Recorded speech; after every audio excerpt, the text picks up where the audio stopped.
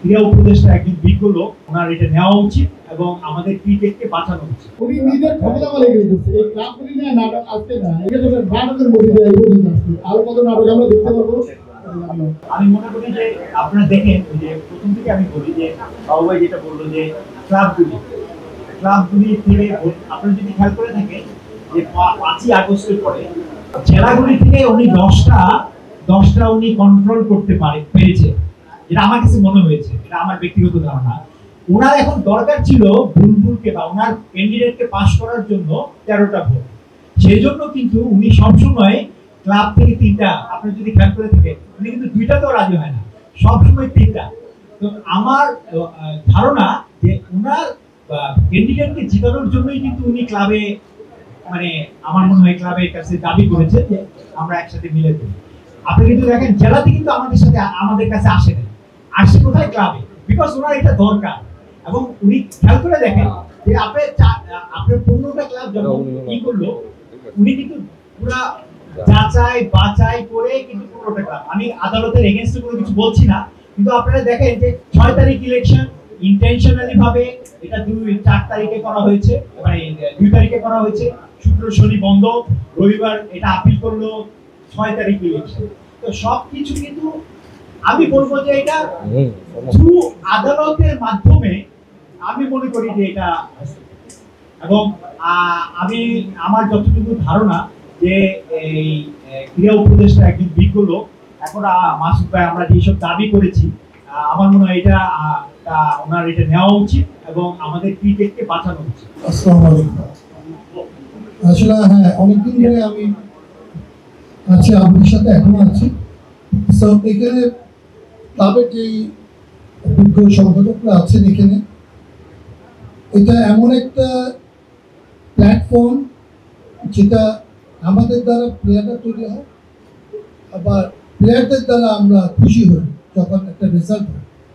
সংগঠক ছাড়া কখনই একটা ক্লাব, একটা প্রতিষ্ঠান চলতে পারে না। সেইভাবেই আমি মনে করি যে ক্রিকেট বোর্ডে যা হচ্ছে অতি নাটকীয় জিনিস হচ্ছে, এটা বন্ধ হওয়া উচিত এবং সঠিক সংগঠক দিয়ে সুন্দরভাবে একটা ইলেকশন যাতে করা যায় সেদিকে যদি মনোযোগ দেয় তাহলে ক্লাবগুলো উপকৃত হবে এবং ক্রিকেট বোর্ডের ভবিষ্যৎ definitely it will be good. Otherwise আমরা কিন্তু আস্তে আস্তে এখান থেকে বেরিয়ে আসতে হবে, ক্রিকেট বোর্ডকেও বেরিয়ে আসতে হবে, এনইসি তার শুভবুদ্ধি উদয় হবে এবং যারা ক্লাবের সংগঠকরা আছেন তাদেরকে অবশ্যই মূল্যায়ন করতে হবে। ধন্যবাদ। সেটা হচ্ছে যে বাদল ভাই যেটা বললেন যে নির্বাচন কমিশনের কাছে প্রত্যাহারের দিন তিনি প্রতিনিধির মাধ্যমে লোক পাঠিয়েছিলেন, কিন্তু অ্যাকসেপ্ট করেনি। তাহলে আমরা যতটুকু জানি বিভিন্ন ফেডারেশন, আমরা জানি পুরো ফেডারেশন নির্বাচন, অন্য নির্বাচন কেন্দ্র হকি ফেডারেশনে যে কাউন্সিলর তার সুবিধা লাগে এবং উপস্থিত থাকতে হয় বিভিন্ন প্রার্থী হওয়ার ক্ষেত্রে। কিন্তু আমরা দেখতেছি একটা বিভাগ থেকে একজন ব্যক্তি আপনার দেশে বাইরে আছেন, সবাই জানেন দেশে বাইরে আছেন, কিন্তু সেদিন বিনা প্রতিনিধি নির্বাচন হয়ে যাচ্ছে। তাহলে আপনার আবেদন করেন না কেন? এটা নির্বাচন কমিশনের বড় বিষয়। এক নাম্বার। 2 নাম্বার গেল যেটা আসলে আপনারা আসলে একটা আলোচনার মধ্যে ছিলেন, যতটুকু জানি মোটামুটি প্রায় সমাজের কাছাকাছি ছিলেন। এখানে যখন বিসিবির একজন সাবেক সভাপতি যখন তার কাউন্সিলের সাথে আসলো, যখন 8:30 মিনিটের লেখা, ঠিক আছে, এটা কিন্তু নির্বাচন কমিশন কিন্তু অন্য কারণে লেখে নাই, এটা কিন্তু লিখেছে 8:30 মিনিট। সেই বিষয়টা আপনারা মনে হয় আপিল করে চিন্তা জানেন, সেই বিষয়ে আপনারা ছাড় দিলেন কেন? এটা তো বড় অনিয়ম। বলুন। অবশ্যই 8:30টায় যেটা মানে গ্রহণ করা হয়েছে কাউন্সিলরশিপ, সেটার ব্যাপারে আমরা লিখিত আবেদন করেছি এবং শুনানিতেও আমরা অংশগ্রহণ করেছি সবগুলি ক্লাব। সুতরাং এটার ব্যাপারে আমরা কোনো সুষ্ঠু উত্তর পাইনি, আজকে এটা আপনাদের জানালাম। আর আরেকটি জিনিস যে সরাসরি উপস্থিত থেকে যেটা করা দরকার সেটা হয়তো একজন হয়তো বাইরে আছে, আমরা জানি না এটা কিভাবে করেছে, হয়তো কোনো বৈধ শক্তি দিয়ে এটা সমাধান করে আছে, হয়তো তার সিগনেচার এভরিথিং, এটা আপনারা ভালো বলতে পারেন আসলে কিভাবে করা হয়েছে। লোকমান ভাইয়ের কাছে আমি একটা প্রশ্ন করতে চাই, সেটা হচ্ছে যে লোকালি 15টা ক্লাব নিয়ে আলোচনা হচ্ছে, মালিকানা ট্রান্সফার আগে কে ছিল এখন কে আছে, তাই না? এগুলো মনে হচ্ছে না। ক্লাবের তো প্রায় 40টার মালিকানা ট্রান্সফার হয়েছে এবং বিভিন্ন গ্রুপের কাছে অনেক ক্লাব চলে গেছে আমি যতটুকু জানি, এবং এটা খুবই ভ্যালিড, ঠিক আছে। ইলেকশন ইকুয়েশনে এটা কিন্তু একটা বড় প্রভাব হিসেবে কাজ করতেছে। তো ওইটা নিয়ে কেউ কথা বলে না কেন? ওটা কি মানে নিজের পক্ষে আছে দেখে ওটা ভালো হয়ে গেল? আরেকটা প্রশ্ন আছে, এটা শেষ করবে।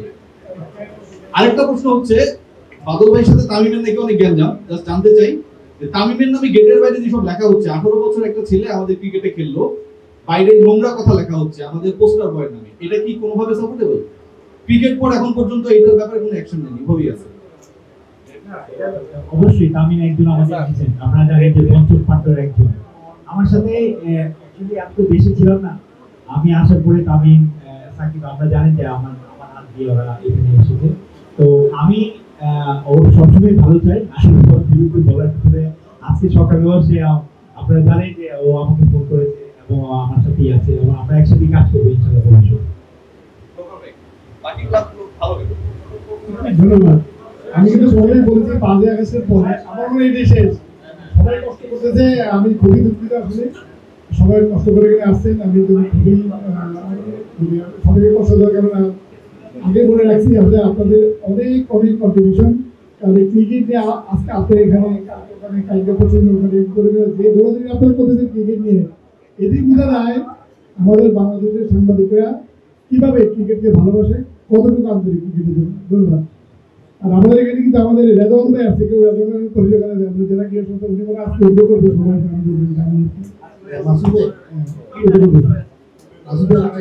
প্রথম ক্লাবের ব্যাপারে আমার বক্তব্য এর আগে বলছি, আমি 4টা ক্লাবের কথা বলছি, এর আগেও কিন্তু আরো 5-6টা ক্লাব কিন্তু আমাদের আগের বোর্ড প্রেসিডেন্ট সাহেব উনি নিয়ে নিয়েছে দখল করে, একজাক্টলি দখল করে। আমি 4টা 5টা ক্লাবের কথা বলি। আমি একটা হয়েছে শেখ জামাল, এটা মল্লিক সাহেব ছিল প্রেসিডেন্ট, উদয় চৌধুরী এটা পাবন ছিল প্রেসিডেন্ট, পাবন সাহেব। তারপরে কালিন্দি গ্রাম, এটা মল্লিক প্রেসিডেন্ট, আমি নাম লিখতে বলতে গেল না, ফেয়ার ভাই কয়েকটা ক্লাবে কিন্তু 8টা ক্লাব আমি জানি মালিকানা বা ক্লাবের সভাপতি সাধারণ সম্পাদককে নাম জালিয়াতি করে, তাদের সাইন জালিয়াতি করে এটা আগে বোর্ড প্রেসিডেন্ট তার ভোট বাড়ানোর জন্য এসব করেছে। আগের বোর্ড প্রেসিডেন্ট যিনি ছিলেন আপনার ভালো করে জানেন, সে বারবারই তাদের কিন্তু আমরা ওনার সাথে বারবারই কথা বলেছিলাম। আমি কিন্তু আমার সিনিয়র সাহেব আছে আমাদের মাসুদ ভাই বা টিটু, তারপরে